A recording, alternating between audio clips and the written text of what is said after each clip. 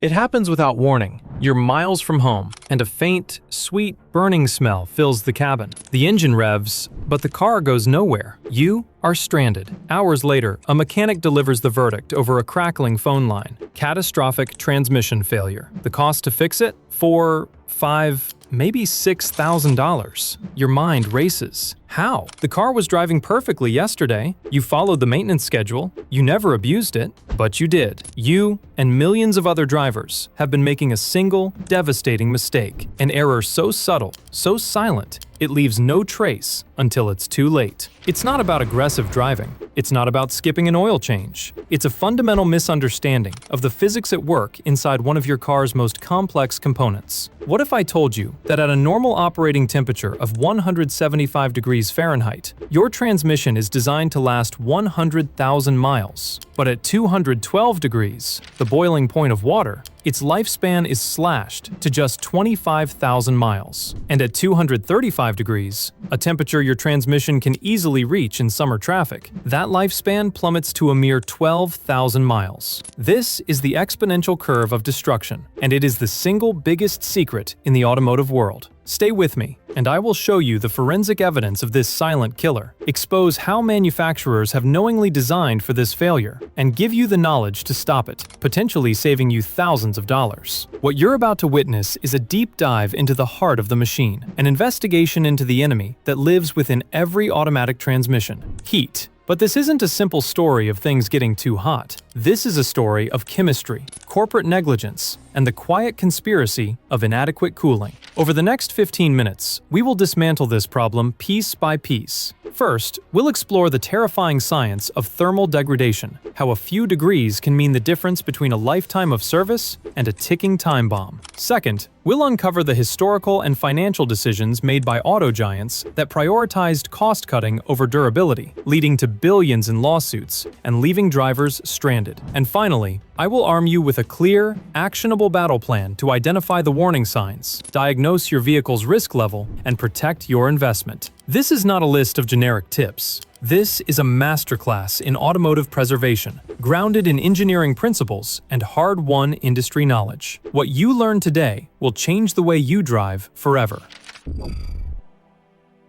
To understand the enemy, we must first understand its weapon. The weapon is temperature, and its power is not linear. It is exponential. For decades, the Society of Automotive Engineers has documented the brutal relationship between heat and the life of automatic transmission fluid, or ATF. At a baseline of 175 degrees Fahrenheit, a high-quality synthetic ATF provides a protective film of lubrication, cools critical components, and can reliably last for 100,000 miles. But for every 20-degree increase above this ideal temperature, the fluid's life is cut in half. This isn't a guideline, it's a law of chemistry. At 195 degrees, your 100,000-mile fluid is now only good for 50,000 miles. At 215 degrees, it's 25,000. At 235 degrees, a temperature easily seen while towing a small trailer or sitting in traffic on a hot day, you are looking at just 12,000 miles of protection. By 295 degrees, the fluid is destroyed in 1,500 miles. And at 415 degrees, a temperature possible during a few minutes of rocking your car out of snow or sand, the fluid's lifespan is measured in minutes. Less than 30 minutes, to be precise. What does destroyed mean? It means the fluid has oxidized. Its long-chain polymer molecules, designed to reduce friction, have been sheared apart. It can no longer hold contaminants in suspension. Instead, it begins to form varnish on sensitive components like the valve body, causing shifts to become sticky and erratic. At 240 degrees, the rubber seals throughout the transmission begin to harden, losing their elasticity. They crack. Internal pressure is lost. Slippage occurs. The damage is now irreversible.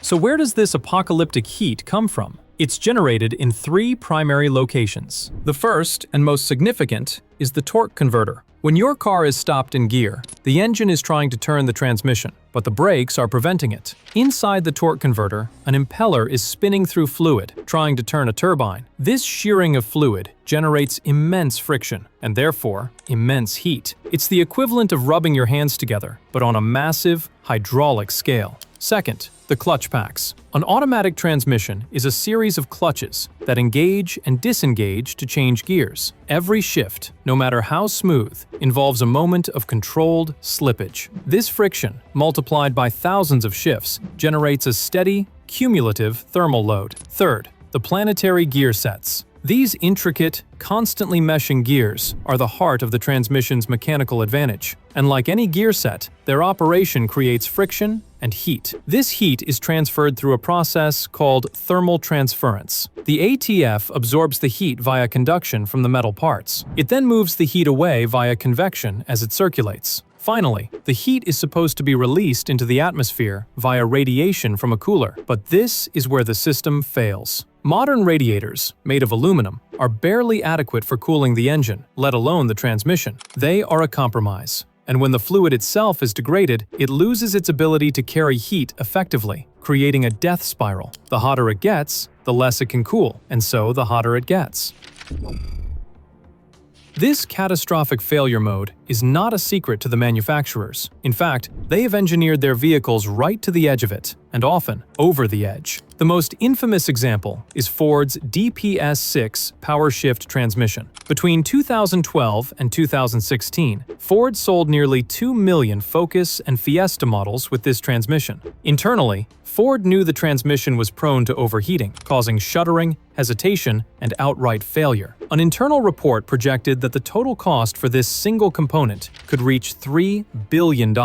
Yet, they sold the cars anyway. Lawsuits alleged that the company actively concealed the defect. The result? A settlement that cost Ford hundreds of millions, and a reputation forever tarnished. The root cause? A design that allowed the clutches to overheat, starting the same exponential destruction curve we've just examined. And Ford is not alone. From GM's infamous 4L60E to issues in modern 10-speed units across multiple brands, the pattern is clear. In the relentless drive to cut costs, robust transmission cooling is one of the first things to be compromised. An auxiliary, external transmission cooler, a part that costs less than $100 to add, is often omitted, externalizing a potential $5,000 repair bill directly to you, the consumer.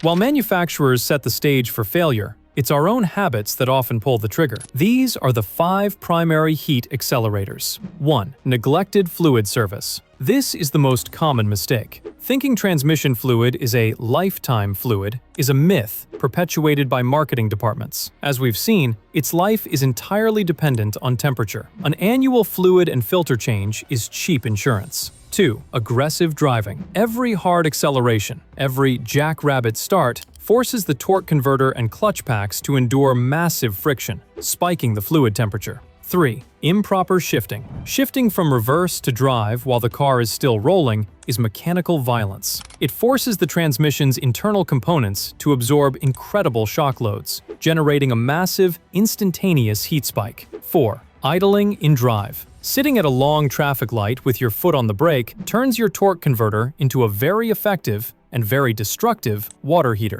Shifting to neutral allows it to spin freely, generating far less heat. 5. Towing and hauling. Exceeding your vehicle's tow rating, or even just using its full capacity in a hot climate, places the transmission under constant, heavy load. Without an auxiliary cooler, overheating is not a risk, it is a certainty.